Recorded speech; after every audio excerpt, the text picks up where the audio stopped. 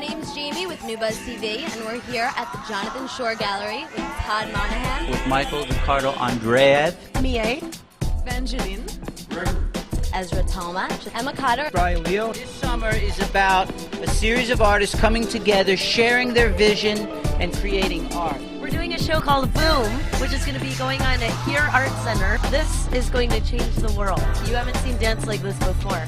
Bum, bum, bum, boom!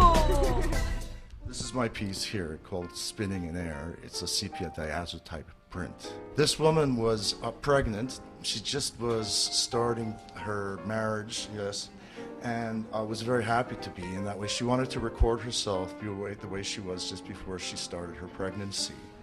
And so we worked with her, and the work actually is sort of a traditional medium already. It's from the past century.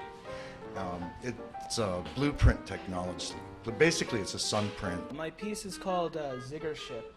These are Paul Wolfowitz's feet. He entered a Turkish mosque and he took off his shoes and he had holes in his socks. Turducken, turkey, duck, and chicken. It's Ralphie from the movie A Christmas Story. What about these symbols is specific to Michael Ricardo? I basically see shapes in space, and I try to keep it simple and with an impact and with depth and, you know, with a force. When I look at your work, what I see is how you seem to capture, as Gregory Illich was saying at one point, who I know is a friend of yours, that you see spaces and dimensions and that you see another altered universe. Is that correct? Well, basically, before I even paint, I put myself in that space, and that's why I wanted to do more paintings before I even started doing three-dimensional sculpture, because sculpture, you can just take things and put them into space and they're in the space.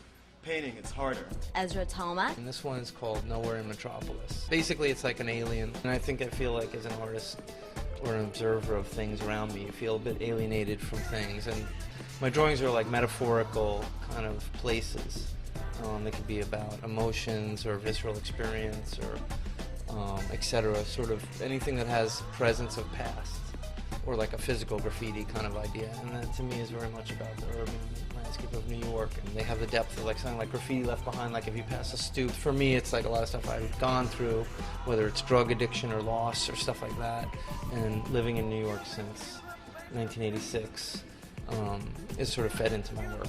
And my work's arrived at a certain point now where I think I've leveled and been able to really capture a lot of that emotionally in the work.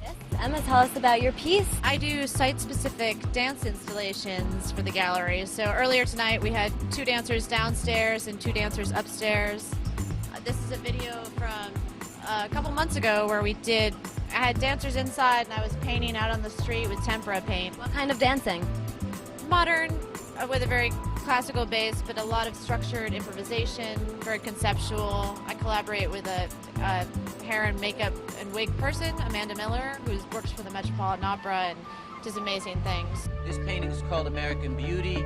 This was commissioned in 2000 by my brother, who asked me to do a painting that sort of reminded him of Jackson Pollock and Jasper Johns and a little bit of me. Really what these paintings are about is seeing faces within faces, sort of representing almost the spirit realm and how it can manifest in paint, basically.